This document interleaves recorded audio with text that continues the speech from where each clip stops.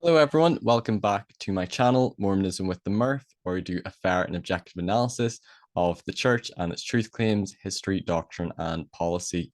So, we've been doing a multi episode series looking at Joseph Smith's practice of polygamy. If you didn't watch part 5, go back and watch it. We looked at polyandry. Joseph Smith married 14 women who had living legal husbands. We had a look into the nature of these relationships. Were these eternity only sealings, as some apologists claim, or were they time eternity? Could there have been sexual relations? Did this violate D&C 132? We had a look at some of the evidence. There's some evidence that may support and some that may go against it. I think the evidence is quite ambiguous on the matter, if I'm being fair, and looking at the evidence, but people can draw different interpretations. In part 6, we're going to be looking at another really troubling aspect of Joseph Smith's polygamy that bothers a lot of people, which is his marriage to teenage girls. And we're going to be looking at some of those accounts in detail. So we're going to start with looking at the church's gospel topics essay. So they acknowledge that most of those sealed to Joseph Smith were between the ages of 20 and 40 years old. The oldest was Fanny Young. She was 56. The youngest was Helen Mar Kimball, who was 14. Marriage at such an age, inappropriate by today's standard, was legal in that era, and some women married in their mid-teens, although it wasn't common. Helen Mar Kimball spoke for sealing to Joseph as being for eternity alone, suggesting that the relationship did not involve sexual relations. After Joseph's death, Helen remarried and became an articulate defender of him and of plural marriage. So we're going to have a look at the account of Helen Mar Kimball. So she says in her own words, "My father asked me if I would believe him if he told me that it was right for married men to take other wives. My sensibilities were painfully touched. For to mention such a thing to me, I thought altogether unworthy of my father. And as quick as he spoke, I replied to him shortly and emphatically, no, I wouldn't. But having a great desire to be connected with the prophet Joseph, my father offered me to him. My father had but one ewe lamb, and willingly laid me upon the altar.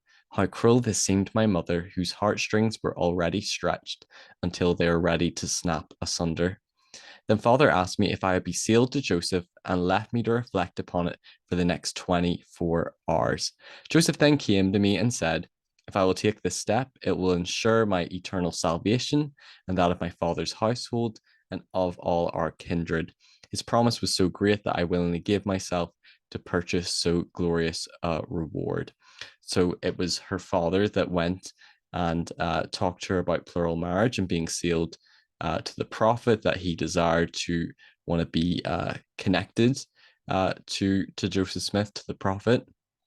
And she considered that she was really shocked by this, that she thought it was almost like him questioning her virtue. She thought it was unworthy of her father. And she felt that she was like a lamb being sacrificed, that this was a really hard thing for her that was being done. Uh, and also, and this is something that critics was really point to, is that, you know, she was given 24 hours to reflect on this, and that she was told that it would ensure the eternal salvation of her father's household and all his kindred, and that this promise given to her was so great that she couldn't say no, and that she then consented to marry the prophet Joseph Smith. And critics would maybe look at this and say, well, you know, is this manipulative? Is this coercive, saying that if you marry the prophet, then you will guarantee eternal salvation to your family? She goes on to say, none but God and his angels could see my mother's bleeding heart when Joseph asked her if she was willing. She replied, if Helen is willing, I have nothing more to say. She had witnessed the sufferings of others who were older and who better understood the step they were taking. But to see her child, who had not yet seen her 15th summer, follow the same thorny path of polygamy, in her mind she saw the misery which was as sure to come as the sun was to rise. I would never have been sealed to Joseph had I have known it was anything more than a ceremony. I was young, and they deceived me by saying the salvation of our whole family depended on it. So there she's stating that it was more than ceremony. Critics might look at that and say that implies sexual relations, but we'll have a look at what apologists have to say, but that she felt deceived and that really she was coerced into it, saying that the salvation of her family depended on her marrying Joseph Smith. And that is quite troubling if that was really the wording that was used to pressure her into marrying him. Now, some people have concluded that Helen did have sexual relations with Joseph. So this comes from Fair Latter-day Saints, which would have been proper, considering they were married with her consent and the consent of her parents. It would have been a legal marriage. So Joseph could have had sexual relations with Helen, although that's really bothersome to think of Joseph, who would have been, I think, around 37 years old, marrying and being intimate with a 14-year-old girl. That's something that bothers a lot of people, and I think, rightly so. However, historian Todd Compton does not hold this view. He criticized the anti-Mormons, such as Gerald and Sandra Tanner, for using his book to argue for sexual relations, and he wrote, "The Tanners made great mileage out of Joseph Smith's marriage to his youngest wife, Helen Mar Kimball. However, they failed to mention that I wrote that there is absolutely no evidence that there was any sexuality in the marriage. And I suggest that following later practice in Utah, there may have been no sexuality. All the evidence points to this marriage as a primarily dynastic marriage." I believe in Utah, they practice that even if they get married to a girl before she's 18, to not have sexual relations until she is 18. So I think that's what he's referencing to. So in other words, polygamous marriages often had other purposes than just procreation. One such purpose was likely to tie faithful families together, which we know Heber C. Kimball wanted to do. And this seems to have been the purpose of Joseph's marriage to the daughter of a faithful apostle. I know Brian Hales would also reference that when they had the Temple Lock case and many of Joseph Smith's wives were taken to testify that Joseph Smith was a polygamist, and the church chose some of Joseph Smith's wives to go. Helen wasn't chosen, and Brian Hales would also state if she was married and did have sexual relations because she was alive at the time, surely she would have went, and he would use that as evidence that they probably did not have sexual relations. I would probably tend to lean more to that argument, but you can interpret the evidence whichever way you see fit. So Lucy Walker, so she was a wife of Joseph Smith. She was 17 years old, and critics would really focus on her account as this is Joseph really using pressure and coercion and manipulation as his role, his patriarchal role as prophet. So I'm just going to read the account. Following the death of Lucy's mother, Joseph sent her remaining parent off on a mission and took the 4 eldest children to live with him. As Lucy lamented 10 motherless children, Joseph immediately sent their father away as well and introduced the Walker children as his daughters to others. That same year, after Joseph sent her father away, 16-year-old Lucy Walker recalled the following. Now, critics, before I even read the quote, they would see this as quite troubling. She's in a very, very vulnerable state. She's lost her mother. He sends the father away on a mission. He sort of adopts the children in his household. And one might view this as almost predatory behavior, almost, getting the father out of the picture, similar to how he would have sent a husband on a mission and then to marry the girl. So in the year 1842, President Joseph Smith saw an interview with me and said, "I have a message for you. I have been commanded of God to take another wife, and you are the woman." My astonishment knew no bounds. This announcement was indeed a thunderbolt to me. He asked me if I believed him to be a prophet of God. "Most assuredly I do," I replied. He fully explained to me the principle of plural or celestial marriage.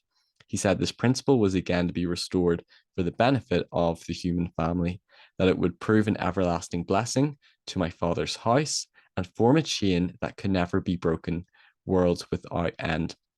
So talking about this dynastic sealing, and that it would ensure the salvation of her father's household, which is something that would obviously be important to her.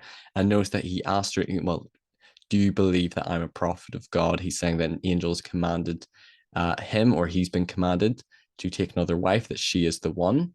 And if you believe I'm a prophet of God, then, and she says, of course I do, then, well, therefore, you need to go through with this. So she says, so what have you to say? He asked. Nothing. How could I speak, or what could I say? He said, if you will pray sincerely for light and understanding in relation thereto, you shall receive a testimony of the correctness of this principle. I thought I prayed sincerely, but I was so unwilling to consider the matter favorably that I fear I did not ask in faith for light. Gross darkness instead of light took possession of my mind. I was tempted and tortured beyond endurance until life was not desirable.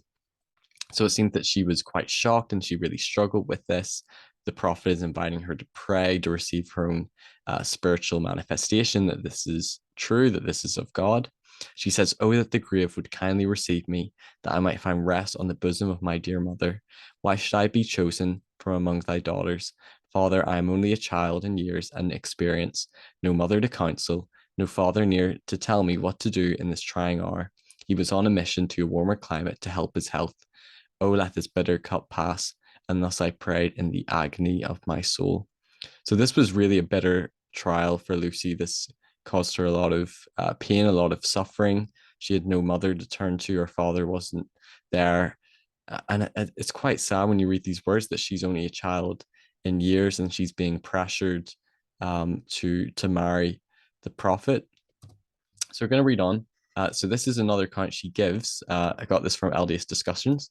The prophet discerned my sorrow. He saw how unhappy I was, and he saw an opportunity again of speaking to me on this subject and said, although I cannot, under existing circumstances, acknowledge you as my wife, the time is near when we will go beyond the Rocky Mountains, and then you will be acknowledged and honored as my wife.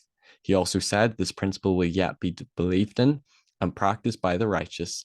I have no flattering words to offer. It is command of God to you. I will give you until tomorrow to decide this matter.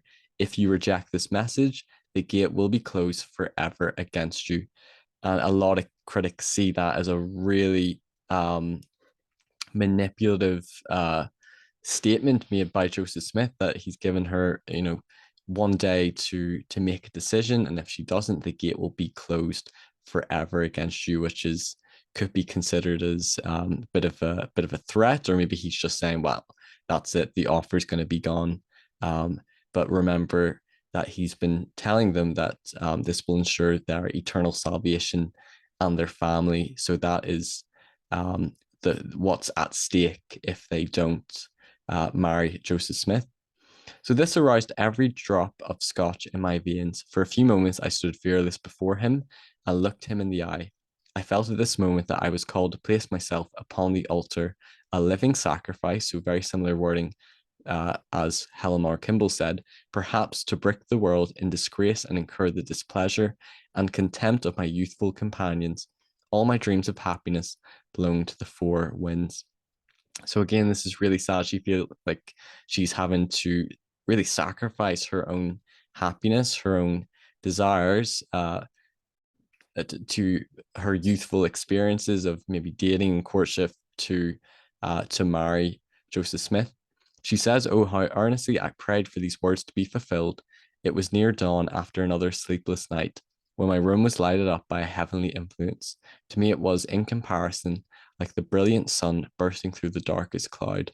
The words of the prophet were indeed fulfilled. My soul was filled with a calm, sweet peace that I never knew. Supreme happiness took possession of me, and I received a powerful and irresistible testimony of the truth of plural marriage, which has been like an anchor to the soul through all the trials of life. I felt that I must go into the morning air and give vent to the joy and gratitude that filled my soul. As I descended the stairs, President Smith opened the door below, took me by the hand, and said, thank God you have the testimony. I too have prayed. He led me to a chair, placed his hands upon my head, and blessed me with every blessing my heart could possibly desire. So the church in their essay states that many of these women did receive spiritual experiences and testimonies of plural marriage. And this is a case in the Lucy Walker story, that after, really praying in the agony of her soul, that she received this testimony of peace, and it was an anchor to her soul.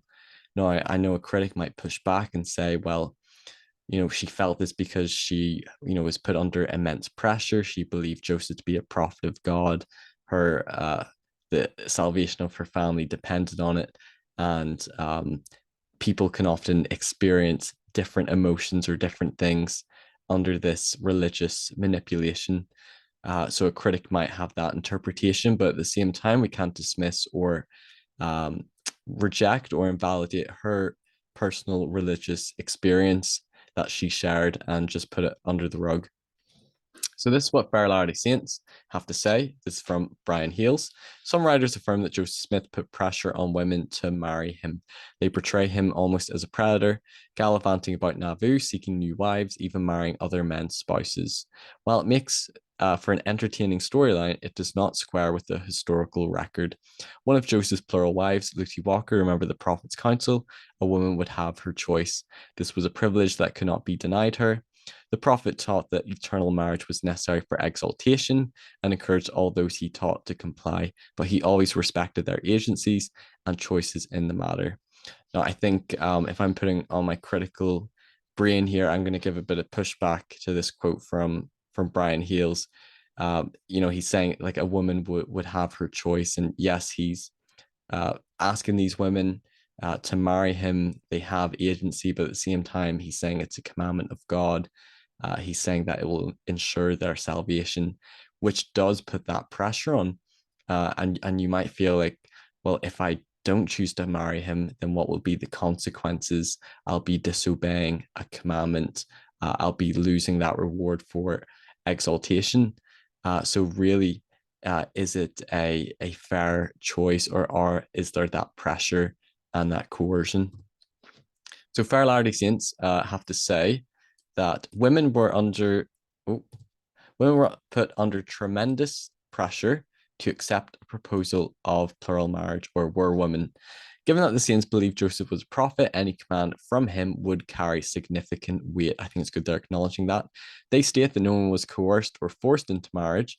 However, given that the Saints believed Joseph was a prophet, any command from him would carry significant weight. Despite this, the reported initial reactions are all negative. These women were strong-minded and did not simply obey because Joseph told them to. Because of their distaste for the idea, many plural wives reported divine revelations that confirmed the truth of plural marriage. Joseph encouraged women to seek for such divine confirmation. So yeah, many of these women did have a distaste and struggled and really suffered with it. They did report to having divine revelations. Joseph did encourage them to seek it for themselves.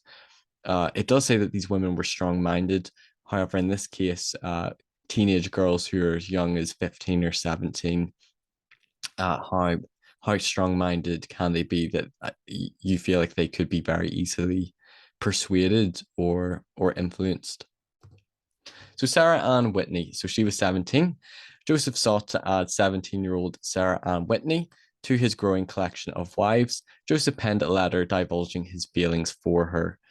My feelings are so strong for you since what has passed lately between us. It seems as if I could not live long in this way, and if you three would come and see me, it would afford me great relief. I know it is the will of God that you should comfort me now in this time of affliction. The only thing to be careful of is to find out when Emma comes. Then you cannot be safe, but when she is not here, there is the most perfect safety. Burn this letter as soon as you read it. Keep all locked up in your breasts. You will pardon me for my earnestness on the subject. When you consider how lonesome I must be, I think Emma won't come tonight. If she doesn't, don't fail to come tonight. That's a quote written to one of his wives, Sarah Ann Whitney. It's you could interpret that as kind of troubling. That he has affection and feelings towards her, that he's inviting her and her parents to come visit him, and to keep these things secret, to burn this letter. Don't come if Emma doesn't come tonight.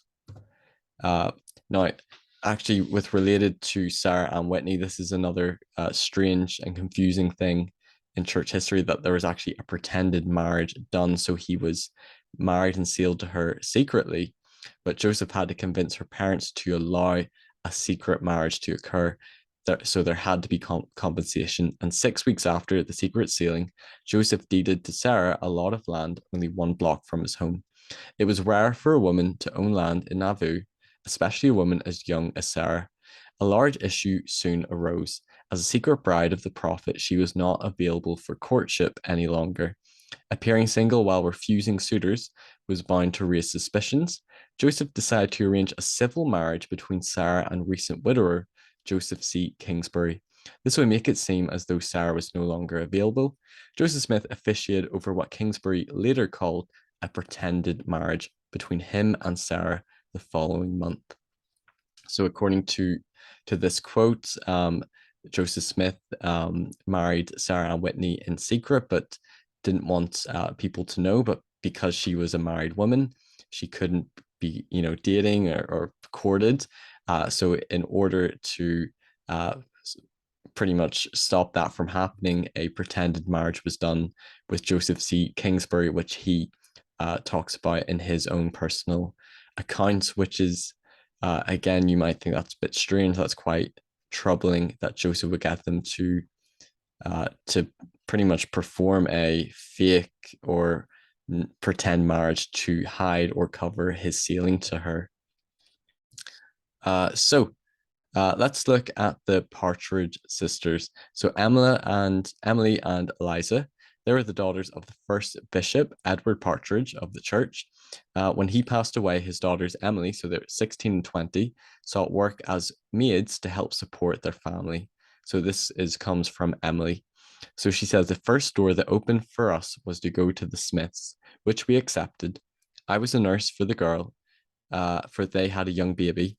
Joseph and Emma were very kind to us. They were almost like a father and mother, and I loved Emma and the children. The prophet Joseph and his wife offered us a home in their family.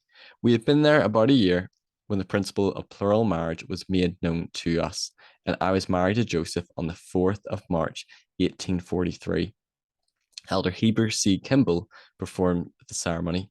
My sister Eliza was also married to Joseph a few days later. So he's marrying both sisters at around the same time without the knowledge of Emma Smith. 2 months afterwards, she consented to give her husband 2 wives, providing he would give her the privilege of choosing them. She accordingly chose my sister Eliza and myself, and to save family trouble, Brother Joseph thought it best to have another ceremony performed. Accordingly, on the 11th of May, 1843, we were sealed to Joseph Smith a second time in Emma's presence. From that very hour, however, Emma was our bitter enemy. We remained in the family several months after this, but things went from bad to worse until we were obligated to leave the house and find another home. So according to her account, Emily and Eliza were both married and sealed to the prophet without the knowledge of Emma. When then Joseph was telling Emma about polygamy, she chose the Partridge sisters to be sealed to Joseph, and a second sealing was performed.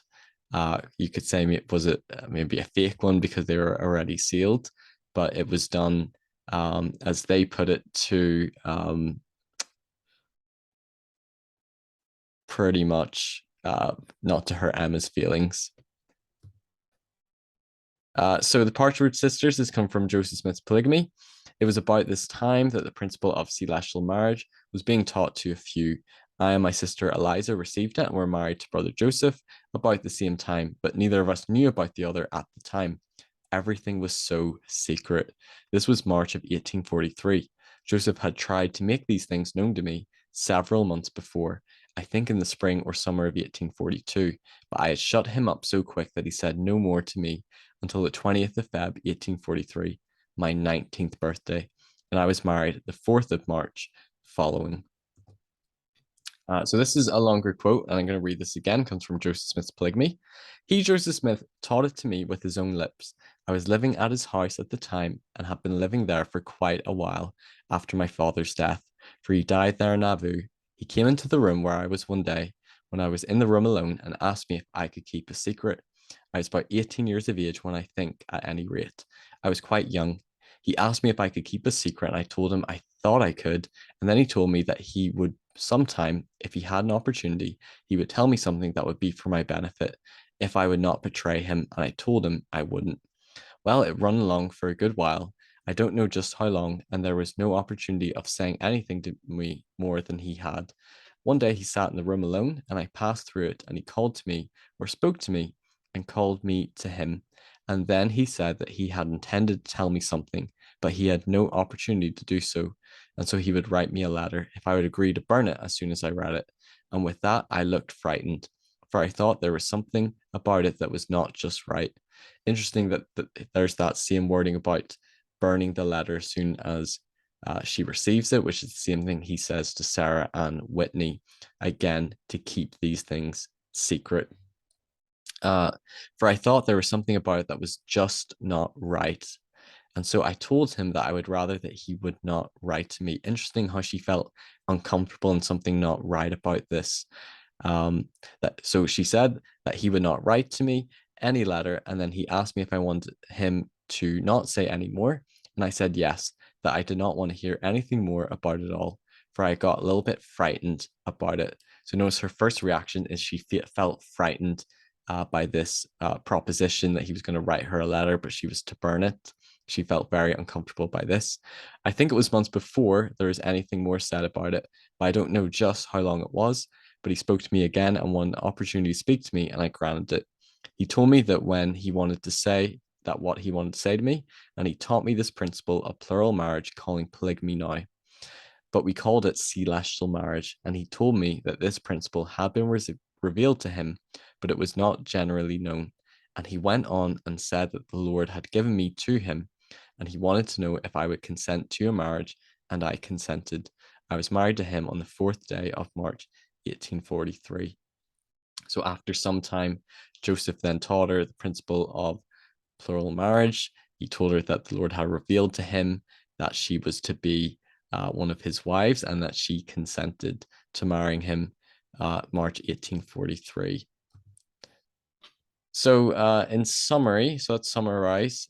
So Joseph Smith married multiple women, I believe around a dozen, who were teenagers as young as 14.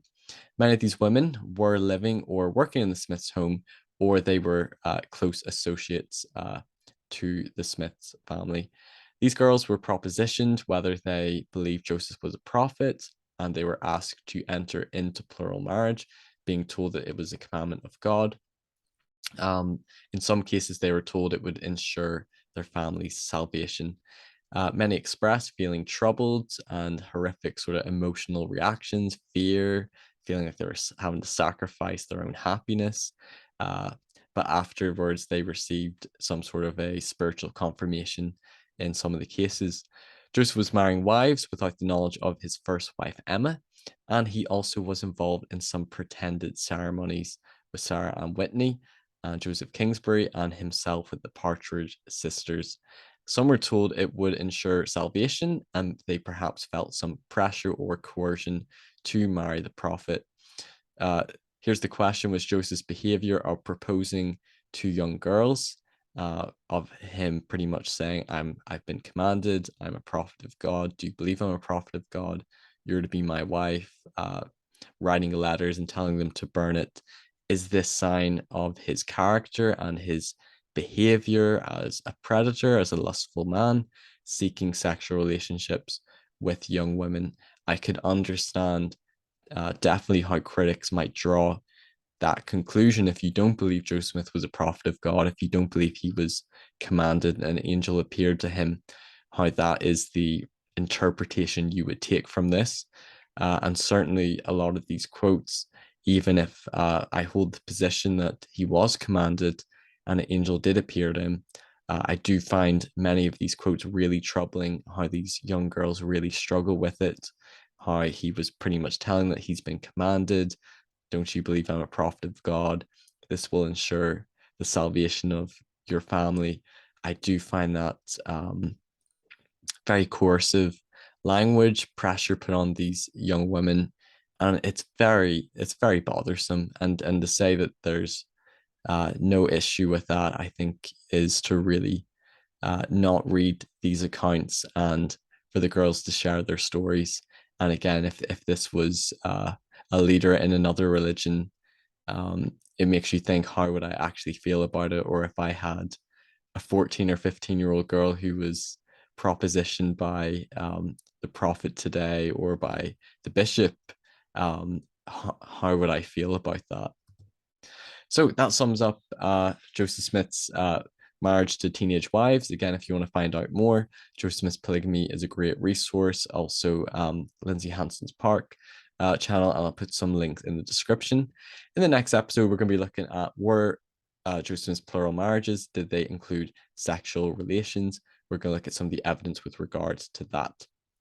If you have enjoyed this episode, please give it a thumbs up. Please like, share, and subscribe to my channel. I've got more videos coming this way, so you'll be able to keep up to date with what's happening. If you want to get in contact with me, you can via my Facebook page, Stephen Murphy, or Mormonism with the Murph.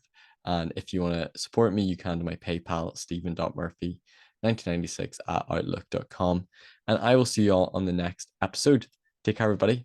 Bye-bye.